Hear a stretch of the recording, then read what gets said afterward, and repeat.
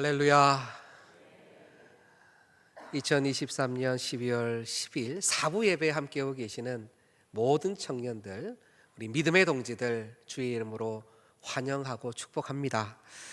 이 시간 시편 73편 21절 26절의 본문을 읽고 그 말씀을 함께 나누고자 합니다. 이 본문을 들으셨을 때에 어떤 생각이 드셨는지 모르겠어요. 내 마음이 산란하고 내 양심이 찔렸습니다. 내가 우매무지함으로 주 앞에 짐승이지만 내가 항상 주와 함께하니 주께서 내 오른손을 붙드시고 나를 인도하시고 이제 영광으로 나를 영접하실 것입니다. 이러한 고백들 참으로 믿음의 고백, 주님 앞에서 좀 달달한 고백이지 않습니까? 그런데 이 시인의 이 아름답고 귀한 고백이 나오기까지는 시편 73편을 처음부터 읽어보시면 참 많은 우여곡절이 있었다는 것을 아시게 돼요. 실제로는 굉장히 스스로를 돌아보아 회개의 고백이 더욱 주를 이루는 것입니다. 이 귀한 고백이 처음부터 나온 것이 아닌 것은 73편 초반부를 보면요, 그 시인의 마음이 얼마나 어려웠는지를 보여주는데, 본문을 읽지는 않겠지만 시인은 내가 하나님께서 정결한 자에게 선을 행하시는 것이 맞지만 나는 정말 넘어질 뻔했어. 실족할 뻔했어. 시험당해서 걸려 넘어져서 일어서지 못할 뻔했어 라는 고백으로 시작해요. 왜 이렇게 마음에 시험이 들고 실족하게 될 것 같은 지경, 실제로는 실족했죠. 그 마음이 왜 그렇게 실족했을까요? 시편 73편 4절을 잠시 보면 나옵니다. 제가 읽을게요. 그들이 죽을 때에는 고통이 없고 그 힘이 강건하며 사람들이 당하는 고난이 그들에게는 없고 사람들이 당하는 재앙도 그들에게는 없나니. 어떤 분위기인지 아시겠죠? 시인은 이 땅과 사람들을 바라보면서 주위에 있는 많은 사람들을 보면서 악인의 형통함을 보고 있는 것입니다. 오만하고 교만한 자가 잘 되는 것을 본 거예요. 그래서 우리는 보통 악한 사람, 교만한 사람, 너무너무 흉악한 사람, 진짜 악인 중에 악인, 그런데 지금 잘 살아요. 그럼 뭐라고 생각해요? 저 사람 말년에는 고생할 거야. 우리 나름의 정의가 있는 거예요. 나중에는 다 고생해. 자손이 힘들어. 한순간에 망할 수 있어. 그런데 보니까 시인은 그런 마음으로 봤는데 악인이 죽을 때도 고통이 없다는 겁니다. 오히려 그 힘이 강건하다는 거예요. 사람들이 당하는 고난은 마침 그들을 다 피해가고 착하고 착한 사람들이 일순간에 당하는 재앙이 그들은 마치 피해가는 것 같아요. 여러분들 주위에도 그런 분 계십니까? 아무리 봐도 너무 나쁜 사람, 평생을 보아왔는데 저 사람은 정말 아니야. 그런데 잘 돼. 재물이 자꾸 쌓여. 더 건강해져요. 더 좋은 것 먹고 더 건강해져요. 하늘의 법이 세워지기를 소원하는데요, 그렇지 않은 거예요. 시인의 아픈 마음이 73편의 전반부에 계속 나와요. 그 표현이 참 시인의 마음을 잘 보여줘요. 교만이 그들의 목걸이입니다. 강포가 그들의 옷이랍니다. 얼마나 교만하고 강포한지 목걸이로 교만을 달고 있고 그 강포, 그냥 포악하고 완악하고 폭력을 쓰는 것 같은 그런 것이 그들의 옷이래요. 매립고 다닌 옷이랍니다. 그들은요, 살이 쪄서 눈이 솟았답니다. 이것은 살찐 것에 대해서 뭐라는 게 아니에요. 눈이 솟았다는 것은 그 눈이 그만큼 높아졌다는 것입니다. 교만의 눈, 세상을 바라볼 때 높은 곳에서 밑으로 바라보는 눈이라는 거예요.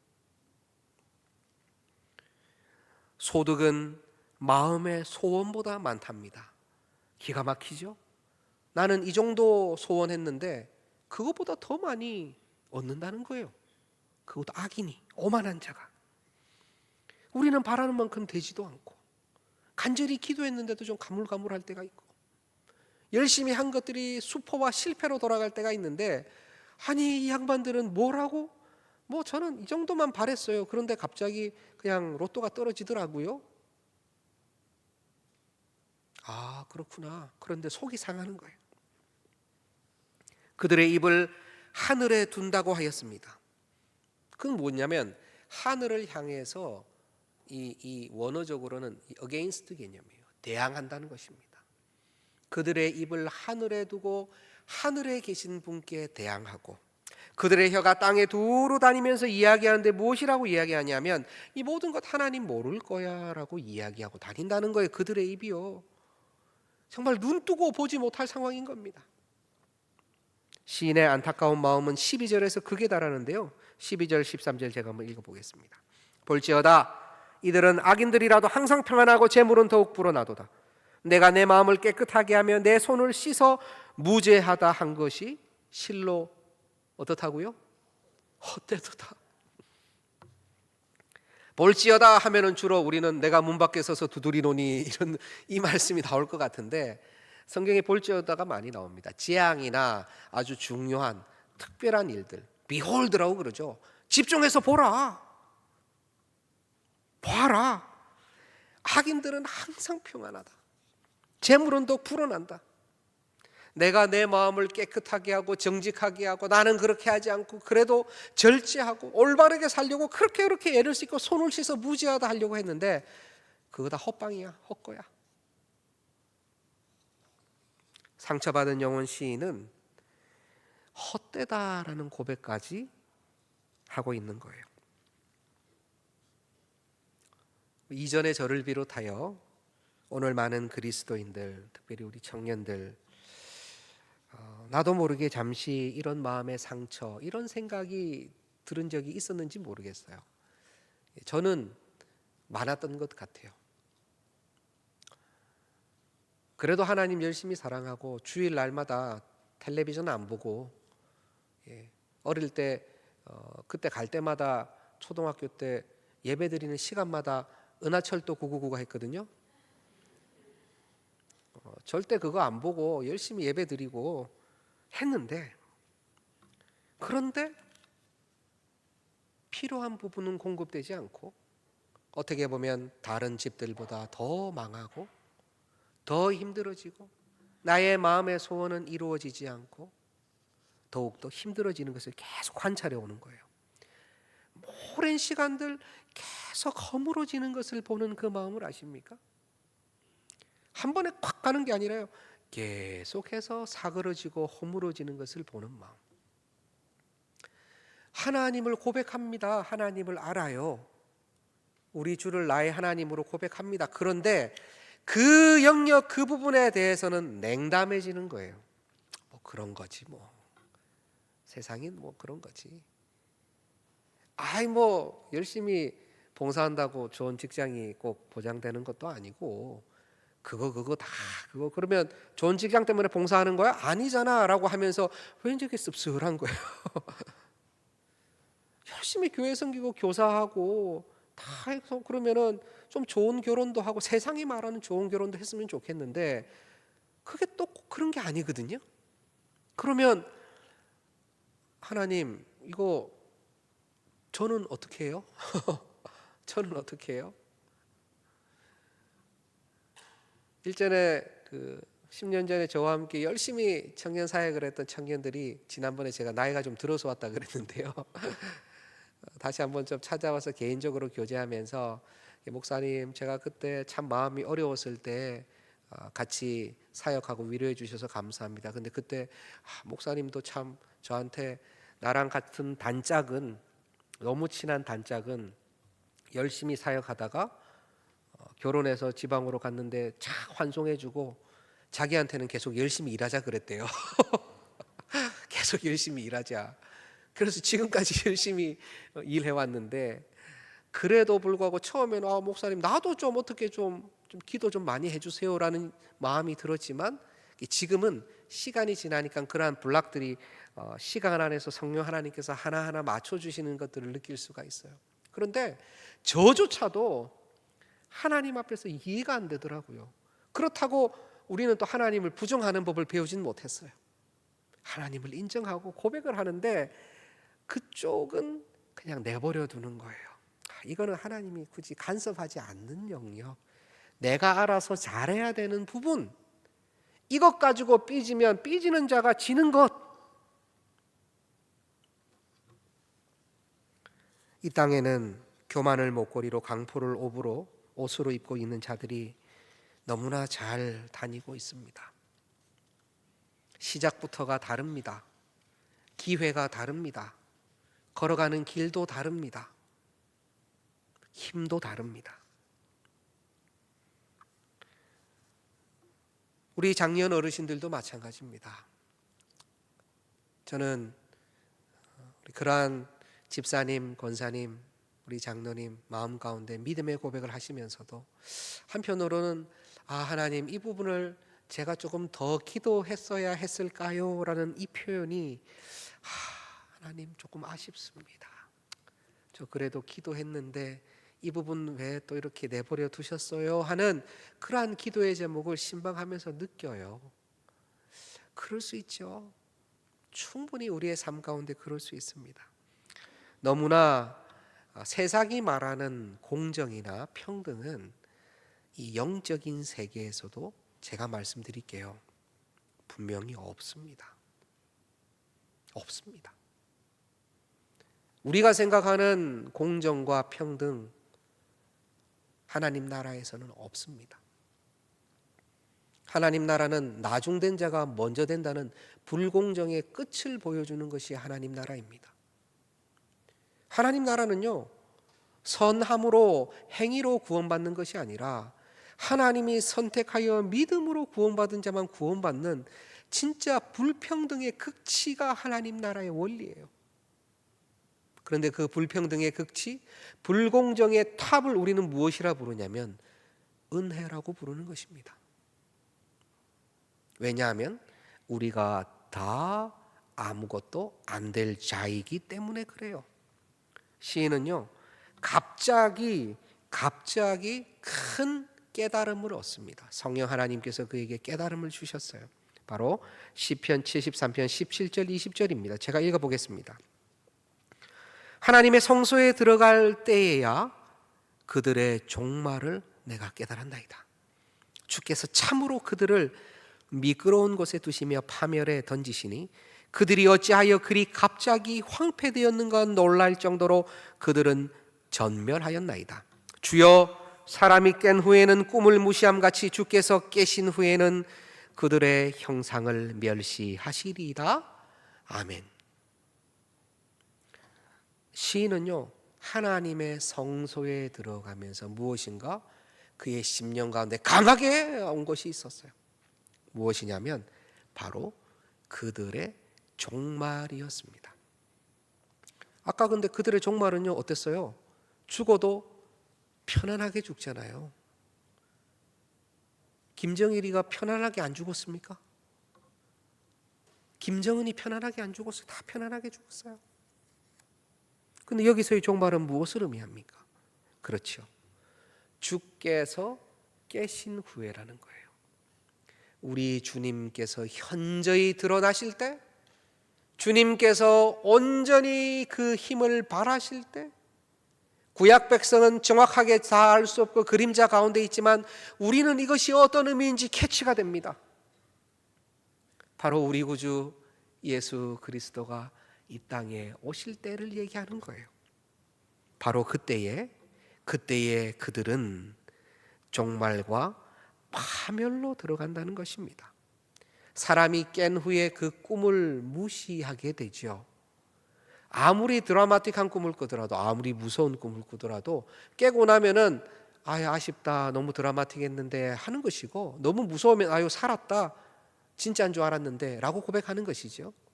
우리 인생 어떻게 보면 일장춘몽이라는 그 고백이요, 굉장히 성경적인 고백입니다. 우리의 인생이 마치 한바탕 봄꿈과 같은 것이에요. 너무나 속히 지나가고 그리고는 이후에는 영원함이 오는 것이죠. 지금 시인은요, 영원함과 잠시 잇댄 것입니다. 여호와 하나님께서는 영원하시구나. 그분께서 오시는구나. 그분께서 드러나시는구나. 시인은 이를 깨닫고 그 고백이 달라져요. 내가 이렇게밖에 생각하지 못하였다니. 내가 진짜 짐승 같구나. 내가 정말 어리석구나. 하나님께서 나를 붙잡아주고 계시는구나. 나의 오른손을 붙잡아 주시고 영접해 주시겠구나라는 생각을 이제 하게 된 것입니다. 이제 하게 된 거예요. 그 전까지는 눈에서 불이 나오는데 어떻게 교만한 자가, 악한 자가, 하나님을 회방하고 하나님을 욕하는 자가 이렇게 잘 될 수 있느냐라고 생각하면서 속에서 불이 나는데 지금은 무엇인가 이해가 된 거예요. 그리고 나서의 고백이 바로 시편 73편 25절 26절의 고백입니다. 우리 한번 같이 읽어봅시다. 하늘에서는 주 외에 누가 내게 있으리요? 땅에서는 주밖에 내가 사모할이 없나이다. 내 육체와 마음은 쇠약하나 하나님은 내 마음의 반석이시요 영원한 분깃이시라. 아멘. 내 육체와 마음은 여전히 쇠약합니다. 나의 환경은 지금 갑자기 바뀌는 것 없는 것 같아요. 나의 포지션은, 내가 지금 받고 있는 대우는, 나의 한 걸음은 여전히 이상하고 보이지도 않습니다. 그러나 하늘에서는 주 외에 누가 내게 있을까요? 땅에서는 주 외에 내가 사모할 이가 누가 있을까요? 이전의 고백은 하늘을 올라가 보니 하나님 계시지 않는 것 같아. 땅을 쳐다보니 땅에서는 강포한 자, 완악한 자들이 설치는 것 같아. 그들이 힘을 뻗치는 것 같아. 근데 지금 이 시인의 고백은요, 하늘에서도 사모하리가 우리 하나님뿐이고 땅에서도 사모하리가 우리 주님뿐이라는 고백을 하고 있는 거예요. 저는 이 시편 73편 이 마지막 이 구절 생각하면서 빌립보서 2장 5절에서 11절 말씀이 잘 연결된다는 것이 생각이 났어요. 한번 김범무님 제가 한번 읽어보겠습니다. 한번 빌립보서 2장 5절 11절 한번 보시기 바랍니다. 제가 한번 읽어볼게요. 주님은 내 마음의 반석이요 영원한 분깃이라는 부분에서 연결이 됩니다. 한번 보시길 바랍니다. 너희 안에 이 마음을 품으라. 곧 그리스도 예수의 마음이니 그는 근본 하나님의 본체시나 하나님과 동등됨을 취할 것으로 여기지 아니하시고 오히려 자기를 비워 종의 형체를 가지사 사람들과 같이 되셨고 사람의 모양으로 나타나서 자기를 낮추시고 죽기까지 복종하셨으니 곧 십자가에 죽으심이라. 이러므로 하나님이 그를 지극히 높여 모든 이름 위에 뛰어난 이름을 주사 하늘에 있는 자들과 땅에 있는 자들과 땅 아래에 있는 자들로 모든 무릎을 예수의 이름에 꿇게 하시고 모든 입으로 예수 그리스도를 주라 시인하여 아버지 하나님 아버지께 영광을 돌리게 하셨느니라. 아멘. 아멘. 하늘에서나 땅에서나 주만 계시고 주 외에는 사모하리가 없다고 선포한 다음에 지금 이 빌립보서의 본문을 보면 하늘에서나 땅에서나 땅 아래에 있는 모든 자들의 무릎을 꿇게 하셨다고 얘기해요. 우리 예수 그리스도의 주되심, 왕되심, 그분이 모든 것이라는 그 고백을 함께 하고 있는데요. 그런데 이 고백이 나오기 전에 빌립보서에 가장 제가 먼저 읽었던 명령이 하나 있습니다. 그것은 무엇이냐면 바로 너희 안에 이 마음을 품으라. 곧 그리스도 예수의 마음이니. 이 구절이 오늘 이 시대를 살아가는 불공정과 불공평과 정말 개인적인 아픔, 그냥 내 친구와의 비교 가운데, 이웃과의 비교 가운데, 또는 거대한 어떤 시스템과의 비교 가운데 아프고 섭섭한 우리의 심령 가운데 주님께서는 오늘 그렇게 말씀해 주시는 거예요. 하늘에서는 땅에서는, 아니 땅 아래서에까지 주인은 예수님이신데 그럼 우리 어떻게 해야 될까요? 주님밖에 없다면서요. 예수님밖에 없다면서요. 어떻게 해요? 다른 방법이 없습니다. 너희 안에 이 마음을 품으라. 곧 그리스도 예수의 마음이니. 예수의 마음을 본받으면 됩니다. 예수의 마음을 본받는 것은요, 두 가지라고 저는 생각을 해요. 첫 번째는 악인에 대한 주님의 생각이에요. 우리 아까 악인에 대한 우리의 생각은 어땠어요? 속에서 불이 나는 거예요. 악인에 대한 주님의 생각. 우리 오늘 1부에서 3부 말씀에 읽었던 본문입니다. 제가 읽어볼게요. 들으시면 됩니다. 마태복음 23장 37절의 말씀인데요. 예루살렘아 예루살렘아 선지자들을 죽이고 내게 파송된 자들을 돌로 치는 자여, 암탉이 그 새끼를 날개 아래 몸같이 내가 네 자녀를 모리한 일이 몇 번이더냐. 그러나 너희가 원하지 아니하였도다. 38절요. 보라 너희 집이 황폐하여 버려진 바 되리라. 아멘. 예루살렘을 보시는 우리 주님의 시각이 어떻습니까? 장차 황폐하여 버려진 바 되는 거예요. 아까 시인이 깨달은 것, 마지막 날 그들이 미끄러지고 진멸되고 온전히 사라질 것이라는 동일한 입장이 예수 그리스도의 입장에 있는데, 예루살렘을 바라보면서 그 예루살렘이 장차 망할 성, 장망성임을 선포하고 계신 것입니다. 이것은요, 사람보다 넓은 개념이에요. 시인은 저 악인이 망할 거다라고 얘기를 하지만 예수님은 예루살렘이 장차 망할 거라고 그래요. 이전에 있었던 시스템, 율법의 시스템, 서로 비교하며 행위로 서로 선의를 따지는 그 모든 조직들, 선지자들을 죽이고 파송된 자를 돌로 치는 잘못된 가치와 말씀의 기준들, 그것들이 전부 다 어떻게 될 거라고요? 장차 망할 거라는 거예요. 우리는 그 기준을 가지고 있어야 돼요. 오히려 구약의 시인은요, 저 사람 망할 거야, 이 사람 망할 거야 라는 데 조금 집중한 느낌이라면, 우리 예수님께서는요, 예루살렘 돌 하나 위에 돌 하나 남지 않고 이전의 그 성전과 율법을 최고라고 여기더라고요. 아니, 성전과 율법이 나쁜 게 아니에요. 그것은 거룩한 거예요. 주님께서 완성하셨어요. 그러나 그것이 최고라고 생각하는 그 가치와 생각이 무너진다는 것입니다. 우리는 악인과 악을 조금 구분할 수 있어야 돼요. 그 지혜가 있으면 우리의 심령이 굉장히 주님 앞에서 맑아집니다. 악인은 악하고 떨어질 수는 없어요. 악인은 망해요. 그렇지만 우리가 진짜 미워해야 되는 것은 악인이 아니라 악의 권세고 악을 도모하는 악한 영입니다. 우리는 악인을 위해서 기도 못하나요? 기도해야 되죠. 믿지 않고 완악하게 하는 자 위해서 아유 쟤는 벌 받아야 돼 이럴 수 있습니까? 그럴 수 없습니다. 우리는 기도해야 돼요. 하지만 그 배후에 있는 악한 권세는 미워해야 되는 거예요. 우리 주님께서는 지금 예루살렘을 말씀하십니다. 그리고 이제 새 예루살렘이 임함을 말씀하세요. 시인은, 구약의 시인은, 시편의 시인은 계속해서 쟤들은 망하고 나는 살 거라고 말씀하지만 우리 주님께서는 또 새 예루살렘을 말씀하세요. 계시록 21장 2절입니다. 제가 읽어보겠습니다. 또 내가 보매 거룩한 성 예루살렘이 하나님께로부터 하늘에서 내려오니 그 준비한 것이 신부가 남편을 위하여 단장한 것 같더라. 아멘. 새 예루살렘, 온전한 하나님 나라, 새로운 가치 시스템, 주님께서 원하시는 그 하나님 나라의 법도와 주의 말씀이 올곧이 서 있는 그 나라가 하늘에서부터 내려오는데 신부가 남편을 위하여 단장한 것처럼 완전하여져서 내려온다는 것입니다. 주님은요, 이것을 기다리라는 거예요.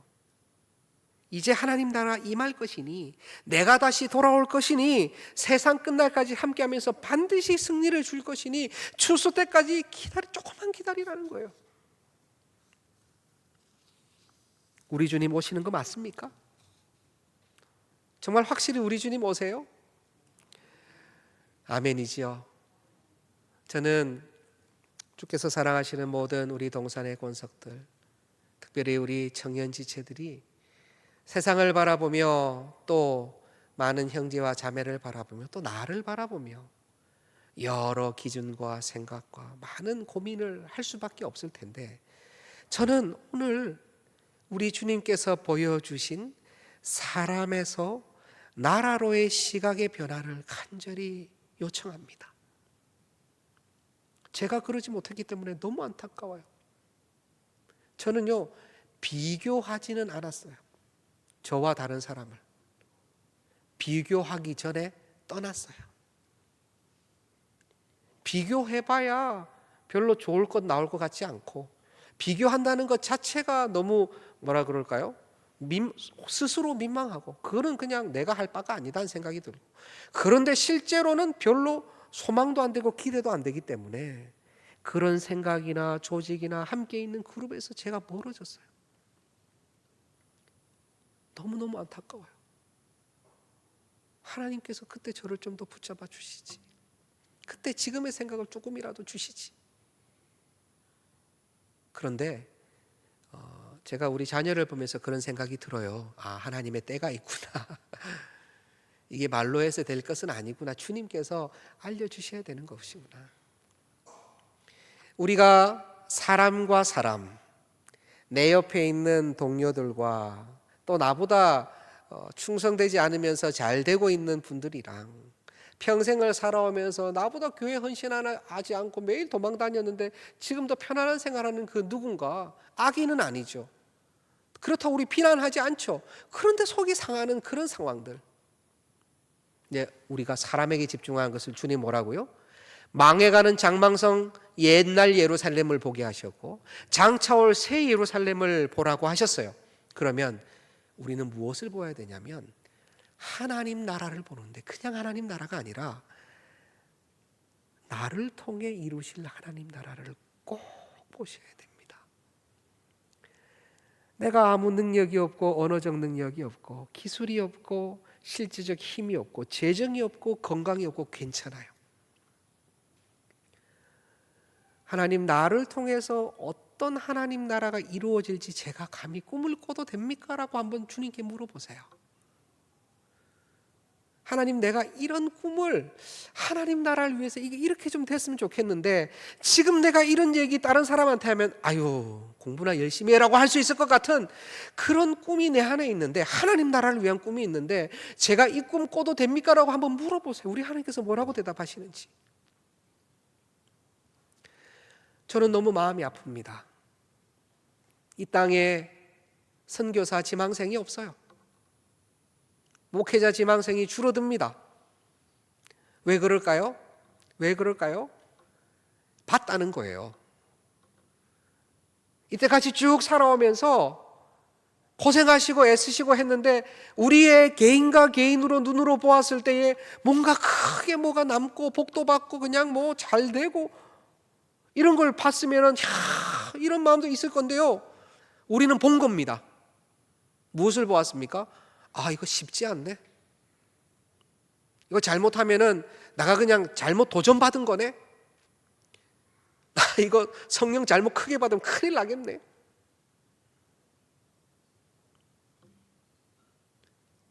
너무 마음이 아파요.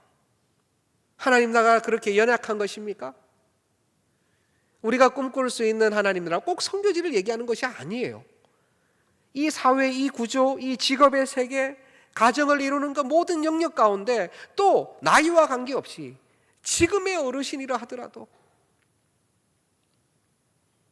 저는 아까 3부 예배 끝나고 나서요 우리 장로님 잠시 만나 장로님 말씀 93세 우리 장로님 말씀 들으면서요 큰 도전을 받았어요. 아이 93세 우리 장로님께서 울먹울먹 하시면서 우리 교회에 부흥해야 되지 않겠습니까? 우리 교회가 영혼의 구원, 우리 구조선이 돼가지고 우리 다시 한번 여기 살려야 되지 않겠습니까? 아니 93세 장로님도 꿈을 꾸시고 기도하시고 그럼 내가 어떻게 했으면 좋겠냐 하나님 앞에서 그 꿈을 꾸시는데 어떤 꿈을 못 꿀까요? 사실 꿈꾸라 그러면 청년들 싫어해요. 정말이에요. 왜냐하면 뭐 받쳐줄 수 있는 게 하나도 없으니까. 제가 그걸 압니다. 그런데 그렇다고 해서 말씀드리지 않을 수가 없어요. 정말 하나님께서 나를 통해서 어떤 영역에서 어떠한 은혜를 일구시고 어떠한 영향력을 미치시고 지금은 내가 비록 작고 약하나 10년을 지나 20년을 지나 하나님 앞에서 매진하고 애쓰고 기도하고 충성되게 변하지 않고 성실하고 나갔을 때 하나님께서 하나님 나라의 역사들을 어떻게 이루어 나가실지를 우리는 기대할 수 있잖아요. 최소한 꿈은 꿔볼 수 있잖아요.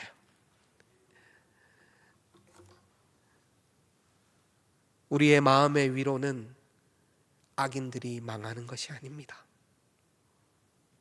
우리 마음의 기쁨은 결국 선이 승리했네, 내가 잘 될 거야가 아닐 겁니다. 그것으로 만족스럽지 않습니다. 우리의 만족은 어디에 있습니까? 내가 하나님 나라의 거대한 사역 가운데, 주께서 원하시는 그 영역 가운데 그 안에서 쓰임 받을 때, 소용이 될 때, 그 안에서 꿈을 꾸고 있을 때, 여전히 아무것도 없어도 주님 제가 꿈을 꿉니다, 기도합니다. 사람을 붙여주시고 재정을 붙여주시고, 지금 아니면 2년 뒤에 5년 뒤에 가정을 위해서 일을 해야 될 때가 있고요, 꿈을 꾸지만 여전히 그 자리에서 꼼짝도 못하는 7년 8년의 시간이 있을 수도 있어요. 저도 해봤어요. 내 꿈을 다 접고 가정을 위해서 몇 년씩을 계속 일만 해봤다고요. 그러나 하나님께서 주시는 그 꿈들은요, 요셉이 그렇게 오래 잡혀 있고 오래 그렇게 묵혀 있고 매여 있는 것 같아도 오히려 하나님의 역사는 은밀히 계속 역사하고 흘러가고 준비되는 줄로 확신하시기를 바랍니다.